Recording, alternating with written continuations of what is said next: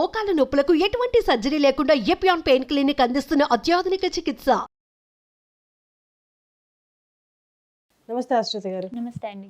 పాలు ఒక కల్ప్రిట్, పిల్లలకు కూడా అవాయిడ్ చేయండి అని ఒక పక్క చెప్తూ ఉన్నారు. కానీ ఇంకో పక్క పాలు అమ్మేవాళ్ళు ఇది స్వచ్ఛమైన పాలు, మన చిన్నప్పటి నుంచి అందరం తాగి పెరిగాం కదా, ఇంత హానికరమైతే మన అమ్మలు ఎందుకు ఇచ్చారు పాలు, ఎందుకు సజెస్ట్ చేశారు? ఇది ఎప్పటికీ నెవర్ ఎండింగ్ డిబేట్లా ఉంది. ఒక్కసారి మీ మాటల్లో చెప్పండి, పాల ప్రోడక్ట్స్ దీర్ఘకాలికంగా వాడడం వల్ల, చిన్నప్పటి నుంచి ఇంక పెద్ద అయ్యాక కూడా ఏదో ఒక రూపంలో తాగడం వల్ల సివియర్ హెల్త్ ప్రాబ్లమ్స్ అనేవి వస్తాయా? ఈ స్టేట్మెంట్ ఏదైతే మీరు చెప్పారో అది అందరికీ వర్తించదు. చాలా మందికి మిల్క్ వల్ల ఎలర్జీస్ ఉంటాయి. సో లాక్టోజ్ ఇంటాలరెన్స్ అది అందరికీ తెలిసిందే. కొంతమందికి ఇన్ఫ్లమేటరీ కండిషన్స్ ఉంటాయి, లైక్ రుమటైడ్ ఆర్థరైటిస్ కానీ, ఆటో ఇమ్యూన్ కండిషన్స్ కానీ. ఇలాంటి వాళ్ళకి కొన్ని కేసెస్లో పాలు ఎలర్జిక్గా ఉండే అవకాశం చాలా ఉంది. సో ఇలాంటి వాళ్ళు ఏం చేయాలంటే కొన్ని రోజులు పాల ప్రోడక్ట్స్ పాలవి పక్కన పెట్టేసి వాళ్ళ ఆరోగ్యం ఎలా ఉంది అన్నది గమనించుకోవాలి. దానివల్ల వాళ్ళకి ఏమైనా మార్పు కనిపించింది, for example rheumatoid arthritis patient ఉన్నారు, సో పాల ప్రోడక్ట్స్ పక్కన పెట్టేయడం వల్ల పెయిన్స్, వాపులు ఇలాంటివి తగ్గాయి అని వాళ్ళకి అనిపించినప్పుడు వాటిని అవాయిడ్ చేయాలి.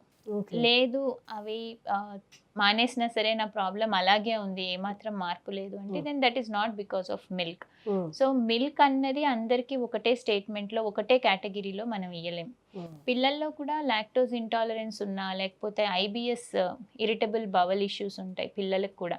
సో లేకపోతే ఏమైనా గ్యాస్ట్రిక్ ఇష్యూస్ ఉన్నా సరే, బ్లోటింగ్ కానీ ఇలాంటివి ఉన్నా సరే పాలు అవాయిడ్ చేయమని చెప్తాం.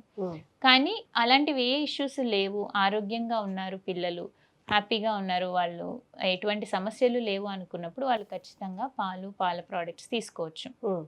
అయితే ఎంత పరిమితిలో తీసుకుంటున్నాం అన్నది వెరీ ఇంపార్టెంట్ అగైన్. సో కొంతమంది అన్లిమిటెడ్గా మిల్క్ ప్రోడక్ట్స్ కన్జ్యూమ్ చేయడం జరుగుతుంది, అంటే తెలియకుండా. ఫర్ ఎగ్జాంపుల్ మార్నింగ్ పాలు తాగుతారు, లంచ్లోకి కర్డ్ యాడ్ చేసుకుంటారు, స్నాక్లోకి చీజ్ యాడ్ చేసుకుంటారు, డిన్నర్లోకి పన్నీర్ యాడ్ చేసుకుంటారు. If your meal plate is like this, then అప్పుడు మనం పాల ప్రోడక్ట్స్ ఎక్సెసివ్గా తీసుకుంటున్నట్టే.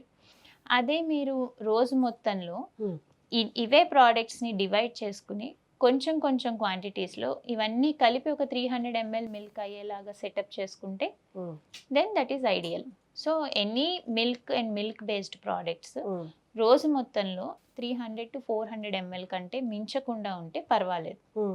ఈ పరిమితిని క్రాస్ చేస్తున్నాము అన్నప్పుడు దెన్ డెఫినెట్గా మనము ఎక్కువ తీసుకుంటున్నట్టే, then that causes inflammation. So anything above the limitation will have its impact కదా. సో ఎంత క్వాంటిటీస్ తీసుకుంటున్నాము, ఎలా తీసుకుంటున్నాము అన్నది కూడా చాలా ఇంపార్టెంట్. అండ్ కొన్ని ప్రోడక్ట్స్లో మనకి తెలియకుండానే మిల్క్ యాడ్ ఆన్ అయ్యి ఉంటుంది. ఫర్ ఎగ్జాంపుల్ ఇప్పుడు మనకి ఫెర్మెంటెడ్ యోగర్ట్స్ దొరుకుతున్నాయి, సో చాలామంది ఫ్రూట్ యోగర్ట్స్ లాంటివి కూడా తీసుకుంటూ ఉన్నారు. సో ప్రతిదీ మనం కౌంట్ చేసుకోవాలి. సో ఎన్ని పాల ప్రోడక్ట్స్ యాడ్ చేసుకుంటున్నాము పర్ డే అన్నది వెరీ ఇంపార్టెంట్. సో మనం విత్ ఇన్ లిమిటేషన్ పాల ప్రోడక్ట్స్ కన్జ్యూమ్ చేసుకుంటుంటే మటుకు పర్వాలేదు.